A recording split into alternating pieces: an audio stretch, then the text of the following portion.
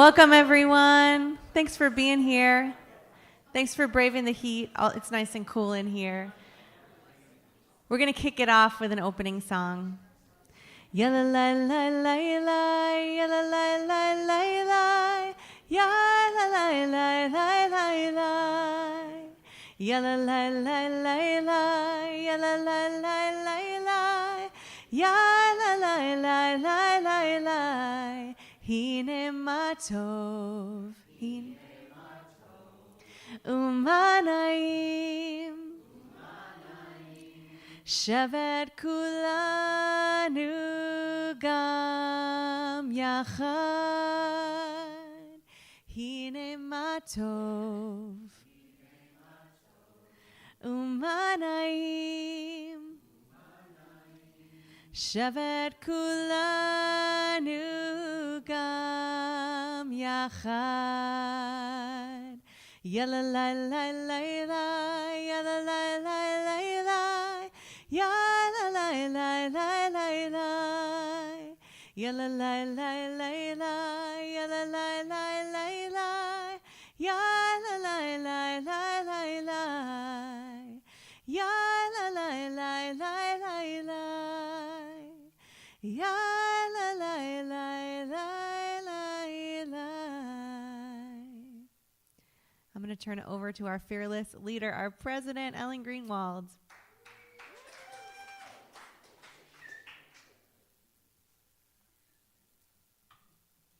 Hi, everyone. Note to self, try not to have to drive from New York City when you have to be someplace at 7 o'clock in Westport, Connecticut. I'm happy to be with all of you. Thanks for waiting a few minutes. So we're going to start off. Oh, I have the clicker, and I push the green button. Good. Okay. I'm just going to start with us off with the agenda. We're going to start off. Let's see. We're going to start with updates, ECC and Kesher and engagement, and then we're going to talk about the operating budget, 24-25. Then we're going to talk about. We're going to vote for the new officers and trustees, and we have a great story to tell. So excited to take you through. That's you.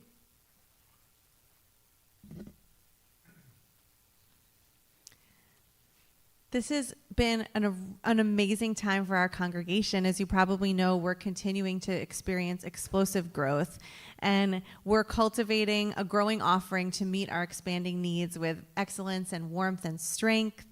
We want to talk about some examples of that, including our Shabbat services. Many, if not all of you know, because you're part of this with us, we have robust and growing crowds every single week. We have a growing musical offering with our music director, Julian, and the regular presence of professional musicians. And really, our Shabbat services have become this essential place and time for community gathering. It's a place where babies receive their Hebrew names, where wedding couples are blessed, where we celebrate milestone anniversaries. And we also have a whole range of celebratory special Shabbat services with just incredible turnout. So thank you for being part of all that. Just to name a few, Legacy Shabbat has now become a beloved annual event where we celebrate and lift up our longest tenured members. Pride Shabbat, which we just celebrated last weekend, which was amazing. Shabbat on the beach. First Shabbat on the beach of the season is this Friday. Can't wait to celebrate with you there. We have monthly congregational dinners following Shabbat services. So these are just a few examples of the ways that we have created a really robust and beautiful Shabbat experience every single week. We also have a live stream, which some of you join when you're not able to be with us in person. This is a beautiful way for us to connect when we can't physically be in the room together, which is really primarily for our own congregation, but we do have people who join us from around the country and sometimes even around the world. So we do have a very broad reach, which is a blessing to be able to share the best of who we are here at Temple Israel with a very wide-reaching audience and congregation. I'm going to move on to engagement. We take a really thoughtful and intentional approach in the way that we connect with you, our members of all ages and stages. I'm going to share a few examples of what that looks like for us. We're always here when you need us. We provide a pastoral presence for you, for all of your needs, for your life cycle moments, both the difficult ones and the joyful ones. We do really thoughtful and intentional outreach to our new members. So every new member will receive an outreach from someone on our clergy team offering to get together and meet in person or on Zoom, whatever they prefer to really to begin or deepen the relationship. We make a special point to invite our new members to some of our congregational events. So we're very intentional about bringing them into the community and integrating them in a meaningful way. We have these 4 kind of big community events throughout the year that are not worship, which are Shalom Fest, our Hanukkah party, Purim, and Mitzvah Day, which just continue to get bigger and better. So thank you for being part of those. We have a couple different book groups. We have a men's group. We have a women's group. We have a softball team that is starting up again this summer sometime. We've shared the dates with you. And you'll hear them or you'll find them in your email. We've been taking trips into the city for cultural experiences. And then around the corner, we also have Alex Edelman live at TI coming up next month. So these are all of the beautiful and meaningful ways that we engage with you, our congregation. And we want to thank you for being part of all that. And I'm going to turn it over now to Rabbi Friedman. Of course, all of this is with great gratitude to Stephanie Schwartz, our Director of Program and Member Engagement, who helps put so much of this together, and the rest of our clergy team and our entire senior staff. Lindsay Weiner, our Director of Early Childhood Learning, I just talking with her today, and I said, we have so much to be proud of, because just in her short few years here, all of the ways in which our ECC has grown, certainly in terms of the number of students, we're now up to over 120 sort of like students in our core programs. It adds up to 150 and more students if you count Gan Katan, et cetera. Our program has really expanded in terms of the number of offerings. Oh, thank you. I was supposed to do that. Next year, we're launching, for the first time, a Fives program. We're bringing the after-school programming in-house rather than farming it out to outside vendors. We're going to run it all ourselves. Gan Katan has expanded for this year and will continue to expand for next year in terms of both of number of students and families that we're serving and age groups. So we're actually extending the age group down. So now kids can come to Gan Katan starting at 12 months, and they can be here through the 5. So this is a significant expansion of the age range that a student would be here with us at TI. We launched Camp Aviv a couple of weeks ago. We had a 2-week camp session to fill the gap essentially between the end of the main school year program and the beginning of Gan Israel around the corner. We had a great program here. We now have an under 2s program. So not just Gan Katan below the 2s, but an under 2s program. So they're coming more regularly and for more time. And we've expanded our staff team. We've added, about a year ago, we added Gabby Strassvogel as our assistant director, and now we're going to add another administrative staff member to the ECC team, all to accommodate our continued growth. And the same thing with appreciation to Rabbi Nemitov Bressler. Our Kesher program continues to grow. 5 years ago, our program was just over 200 students, and this year it is well over 500 students. Our Madruchim program, our teen teachers' aides, continues to grow both in size and in depth. The responsibilities and the expectations that we're putting in the hands of our teens has expanded, and thanks to Kate, their training and their accountability has expanded as well. So this is really great for our teens themselves, and of course great for our younger learners who they mentor. Our youth program, BBYO, is going strong. All of our teen programs beyond, our youth programs beyond Kesher have been well attended. We now have a culture of teen trips, social justice focused, We've been alternating in recent years between civil rights journey down in Alabama and Georgia and the immigrant experience on the border in Arizona. We continue to have social justice programming with Midnight Run and other opportunities here. Mishpacha B'Yachad are the family programs, the grade level family programs. They have never been better attended. And that is, I think, both a reflection of the quality of the Kesher program overall, the programs on those Sundays themselves, and the specific outreach and relational work that Rabbi Enby and Kate and Lilach do, reaching out to the families. We've Kesher grade level Shabbatot and all sorts of experiential learning days. It's really amazing how many of our Kesher sessions feel like an event is happening in the building.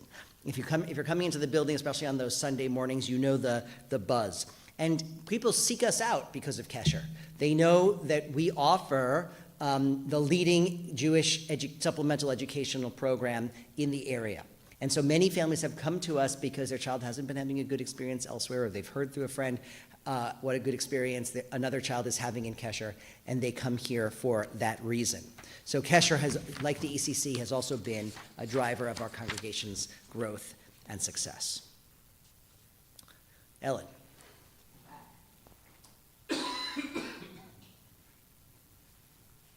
So now the fun stuff. In the next few slides, we're going to take you through the financial picture for the last year. I'm happy to share with you that we've forecasted for the end of this year a net zero, and that is really an indication of very strong financial situation that we're in. Health and careful stewardship is what this is due to. This is not by accident that this happens. We want to extend our deepest gratitude to Janet Middleman and the entire financial committee. Their leadership and insight has been very helpful, incredible, and they've worked very hard throughout the year to monitor our financials, make strategic adjustments when needed, and help keep us in a solid financial situation. Now, this is during this hard time that we're in, a little bit of a stressful and complex period of time. This is not so easy. And we want to give special thanks to Brian Bierman and the entire staff for really being very financially and fiscally responsible while offering and keeping a commitment to offering outstanding programming and worship. This is very important to our growth and our continued strength as a community. Next, on to security. The safety and well-being of everyone who walks into Temple Israel is our top priority. We continue to maintain strong partnerships with all of the relevant security professionals, including the Westport Police Department, our private security firm, and the Security Community Network, to ensure that we remain proactive and responsive. In light of the current climate, we are constantly evaluating and reevaluating our on-site security presence, both inside and outside the building, including how many guards are on duty at any given time and how we manage coverage of our events, our services, and our school operations. Of course, these decisions carry financial implications, and we continue to balance the needs of our security with responsible budgeting. Keeping our community safe is not just our policy, it's our responsibility. Next, we're going to talk about, this is for you. We have Jacob. I'm going to introduce Jacob. Get my stuff out of your way. Yay, Jacob. Hi, for those of you who don't know, I'm Jacob Navon, and I'm the treasurer of Temple Israel currently. And my job tonight is to avoid being the killjoy of the presentation, because I talk about the boring stuff, the numbers. But just so that you understand how our budget actually operates, on the revenue side, it's very simple. Just under 3/4 of what we bring in is split evenly between dues and tuition. And on both of those, with the help of the Finance Committee, we constantly monitor and have a discussion in terms of how do we compare to other similar congregations, both in Fairfield County, in Connecticut, and also in Westchester County. And our goal always as an institution was to be in the middle of the range. And so it used to be, many moons ago, that was 100% of our revenues, or close to 100% of our revenues. The reality is it cannot be. And so we've got program fees and everything else, including the memorial book, etc., account for about 12%. But the most important thing that I wanted to focus on tonight is the importance of the annual fund. Without the annual fund, we cannot make this institution run to the level that we have, partly because if we turn to the expense side, 61% of our costs are staff and benefits. Now, it used to be actually much higher. It used to be more like 75 or 80%. The reason it isn't is because of all this programming that you've heard. And close to 20% of our budget is the expenses to fund those programs. So the two go hand in glove. If we want to have this vibrant programming that we do that has attracted so many people and made us such a vibrant and connected community, we need to pay for it. And effectively, if you look at the two pie charts, essentially the annual fund sort of goes towards programming, is one way to think about it. So Ellen will talk a little bit later about the annual fund and how it performed. What you will see is that it sort of peaked a little bit, and we need to make sure that it remains strong and healthy. So I implore everybody, to the extent that you can, don't forget the annual fund, and tell all your friends not to forget the annual fund. Thank you.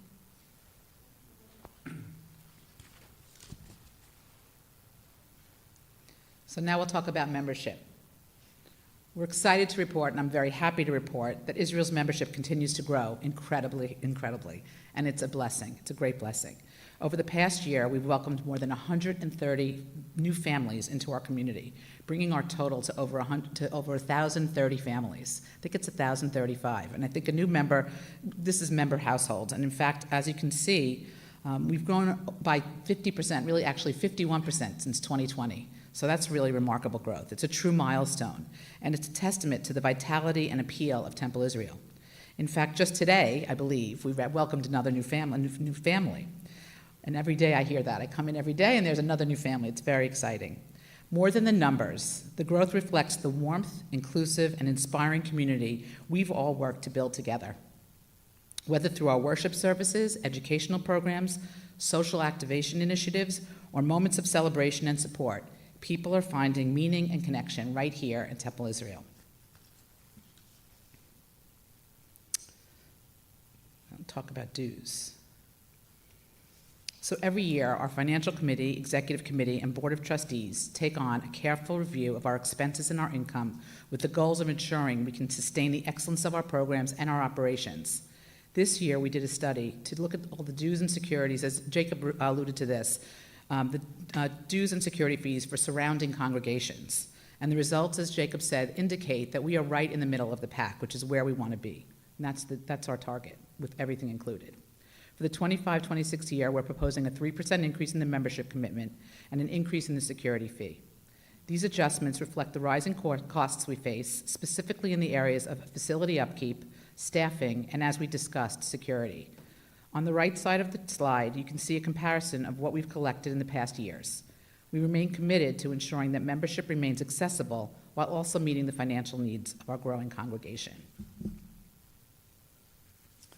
And now, again, we'll talk a little bit more. First, we'll do school enrollment, and we talked about this. Michael talked about this. It's very exciting, and the numbers speak for themselves. We're growing incredibly well thanks to our incredible team, and really, the numbers keep growing, we keep expanding, and this is, again, you heard, a revenue stream for the temple, so it's important that we keep this vitality. Annual fund and contribution. This, again, is very important as we continue to grow, and as we saw a few slides back, and Jacob took us through, approximately 15% of our temple's overall revenues come from fundraising efforts. And we're incredibly fortunate that so many individuals and families have continued to support our annual fund, and many of you are here, and it's so appreciated and needed. The thing is, we have to keep this going. It plays a vital role in sustaining our work, and it's a source of support for our community. And so it also helps the people that can't afford full membership dues and continuing to keep this a flourishing community. And so it's important that we all make it a priority and try to continue to give throughout the year. It's no secret that charitable giving has been down across the country this year, given the environment. And so even so, our community has really stepped up with generosity, and we are deeply grateful and need to continue to keep that up. Every gift, large or small, makes a difference and directly impacts the lives we touch through our worship, learning, and community engagement. So we should all continue to give as we can, since we believe and want to support Temple Israel's mission.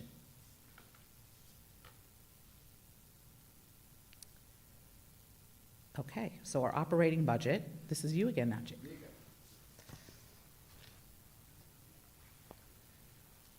So this slide is really all about how we're doing this year. And on the left-handmost column was basically comparing us to last year. So last year we had revenues of $5.4 million and expenses of just under $5.4 million with a slight net positive of $17,000. Going into this year, the board approved a budget that projected just under $60,000 loss. We're a non-profit institution. We're also a non-loss institution. We do try and balance our budgets to the extent possible, but to be reasonable in terms of our assumptions, we entered this year expecting a $60,000 loss, and the board was able to swallow that because it represents essentially 1%, which is sort of a de minimis amount of our total income or expenses. As Ellen said earlier, the happy news is life is what happened after you budget, and we managed to actually come in where we expect that we'll end up, at the end of this month, we'll end the year essentially at break even, which is where, as a non-profit institution, we should try and target every year. The variances that created this happy situation is on the revenue side. Obviously, you can see almost $140,000 worth more revenues than we had anticipated. And that came from, because we are growing, so there's more membership dues coming in. Also, there's more ECC income coming in. There's also rental income that exceeded our expectations. And you'll see on the expenses were higher because of, well, first of all, we don't budget. When people pay by credit card, obviously we pay a certain amount to the credit card company as a charge. Some people, we always give you the option, you can opt in and pay it for us, but not everybody does, and we never budget how much that would be. So that would be one of the reasons the expenses were higher. We had some unexpected building repairs, and it says Camp Aviv here. We didn't budget for Camp Aviv. We introduced Camp Aviv after the budget was passed, but actually Camp Aviv should also be on the revenue side because there was revenues associated, and Camp Aviv actually was a net positive to the budget. And that's how we ended up with a budget that actually, we projected the deficit, but we're coming in at flat. This essentially compares graphically the history of our income and expenses. The blue line is the revenues, the orange line is the expenses. Several years ago, we were both budgeting and experiencing actual net losses. And the board, the finance committee, the executive committee were very concerned that we had to reverse that trend. And as you can see, what we want to see is the two lines basically right on top of one another. And for the last several years, we've been able to achieve that. This is my least favorite slide in the whole presentation but it's one of the most important. Several years ago, we took the attitude that we're growing large enough and the budget is large enough that we owe a fiduciary responsibility to the congregation to actually audit our results every year. And this is the audit that was completed for the year that ended June 30th of last year. Obviously, we will only start the process for auditing the year we're currently ending. It ends next week. The most important thing about this slide is to look at the very bottom line. And what you can see is, in terms of our total assets, not much of a change. Now, the numbers do tell an interesting story. You'll notice that the year ended June 30th, 23, we had a lot of cash, and that cash went down. Well, that's because that was the year we received the ETRC money that we applied for. You'll also notice on the investment line, it went up 2.2 to 3.2. Now, we've got a wonderful investment committee, and I say so myself because I'm on it, but we're not that good. 50% returns in 1 year is not. A lot of the cash that you saw in 2023 went into the investment program in 2024. So those are the major things. You'll notice that from a liability standpoint, there's not much of a change. And in terms of the net assets, again, we are a non-public institution, but technically the congregation owns the temple. And when you look at the net assets, it basically is an accounting of which part of which congregation owns what part of the assets. For example, the Shoki family gave us a very nice bequest, but stipulated that the money should be invested as part of our investment program, but can only be used towards ECC.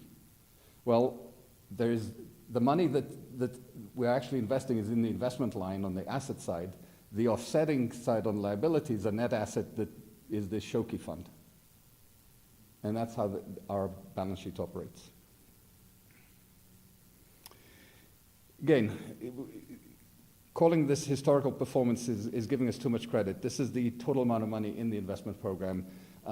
Some of it is investment return, and we're very proud of the returns that we've been able to generate, but also some of it is the balances that came in, like the ETRC money, etc. What you'll note is we did suffer a decline in 2020. That was COVID. The market then rebounded sharply. Then 2022 was a horrible market, down 20 in stocks and down 14 in bonds. We were conservatively positioned as an investment committee, and we did not lose anywhere near that amount of money. And the other thing that I think this chart tells a story is if you look at the earlier years, it's a relatively flatter line, even though the markets were returning very positive numbers. And the reason it's flat is we've basically almost every year have beaten our benchmark. We were returning the same as the markets, but we were also drawing down because of the losses. What you can see in the hockey stick in the last few years is what happens when you balance your budget and you can enjoy the benefits of the returns without actually drawing down on them. Now, we do still draw down on the liability side. We do take 5% of our investment, but essentially what happens is we use that money for the purposes intended, and then to the extent that the temple makes revenues elsewhere, it goes back into the investment program. So it's sort of an accounting side on the liability side of the balance sheet, but it doesn't impact the investments at all, and that's why they can grow as much as they have. And way back when in 2009, we started with $1 million, and today we've got over $4 million in the investment program. Back to you. Thank you. Now, did we do this? Hold on, the budget. Did you have more slides? I think this one is still mine. Yeah. Yes, it is. Yeah, that's okay, I'll put it for you. You want to go back one? No. Here. Got it. So the previous slide that I showed you that looked like this was how we're doing this year. This is how we're budgeting for next year. And so we've already discussed what was 23-24 actual like. And as we've commented a couple of times before, we're projecting to end up at a zero balance for this year. But the budget that was approved for 25-26, again, as I mentioned before, is also projecting a zero balance, which is one of the first times in recent memory that we were able to do that. I think that's me. Yes. That's a wrap up. Yeah. Before we wrap up, any questions? Ed?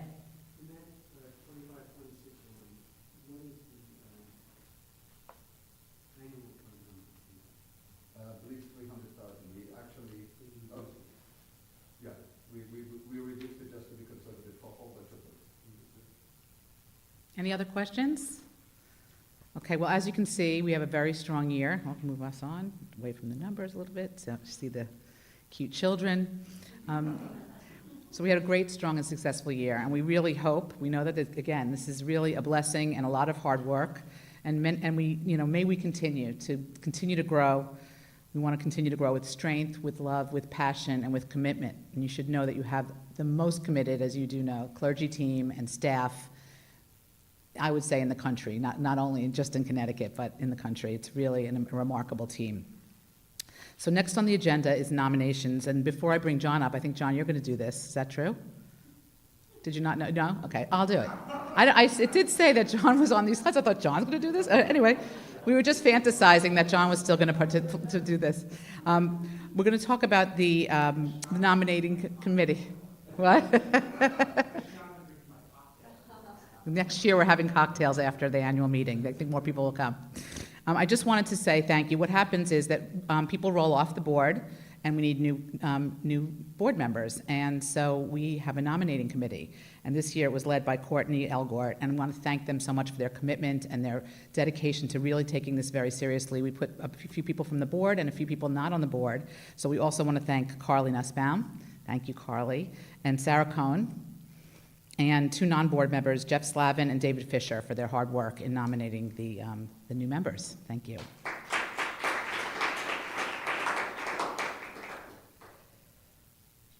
So first and foremost, we have Vice President Amy Gare, who's going to we'd like to have her re-up her 2 years.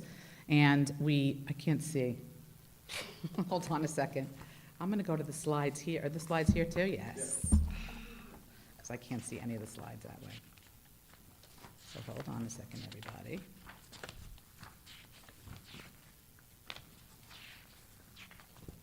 Okay, here we go. These children nominating, okay. So, term trustees, we have Lauren Bonifacius, Matt Gellis, and David LeBeau, who I believe is here. I didn't see Matt. And so we take a vote. We are here to vote. So those online and those here, all in favor of the nominees, say aye. Thank you. Thank you. Any dissents? I believe that we have a new board. So thank you. Thank you. So I do want to take a moment. This is the end of our presentation, but we will have a lot of thank yous to do. And first and foremost, we want to thank the outgoing members of the board.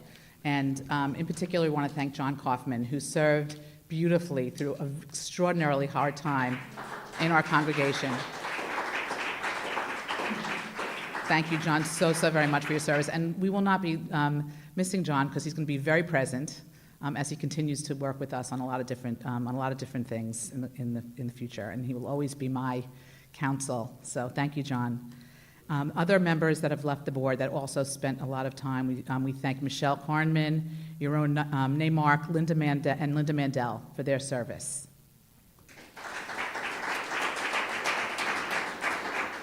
And one last time, I do want to say sincerely to our clergy team, who has just made such incredible and remarkable changes and strides in leading our congregation, and to our incredible staff, who does so much and is so careful with the budget, and they bring joy and excitement and passion to every single thing we do. So Brian and the staff, thank you so much. That's it.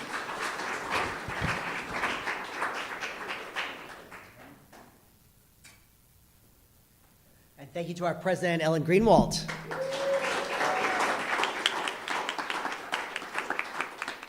So as a congregation, we are required by our bylaws to report out all of this information to you, all of these objective measures of the health and success of our congregation.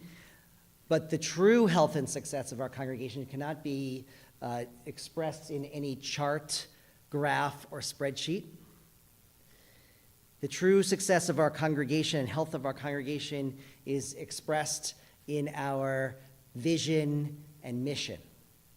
Our vision to always be a flourishing center of Jewish life. And our mission to utilize the depth and richness of Jewish tradition to create awe and wonder, community and connection, hope and purpose, healing and comfort, and to pursue justice. That will always be the true measure of our success, as well as the degree to which we live by the values that we espouse.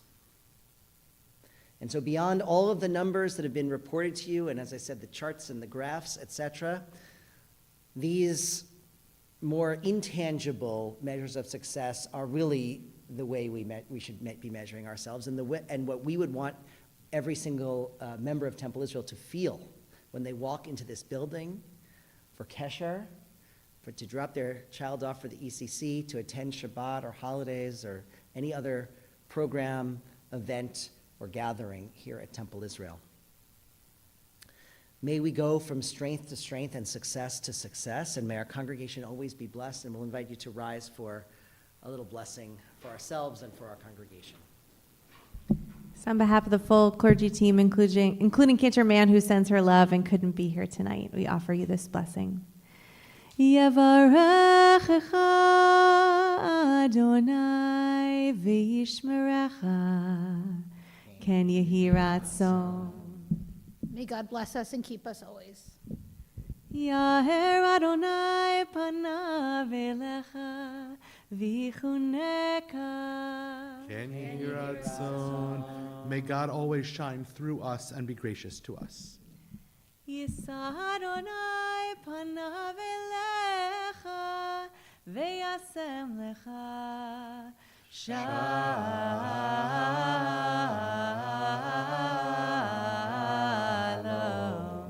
Shalom.